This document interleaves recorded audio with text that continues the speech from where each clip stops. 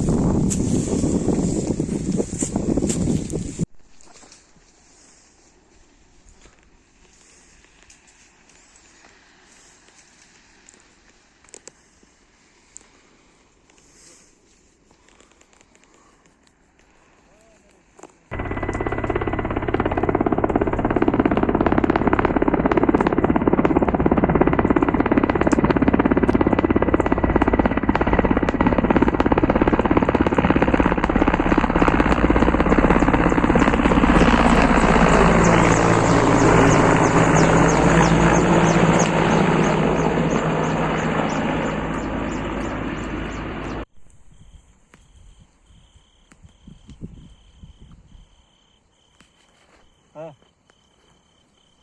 Alo. Alo.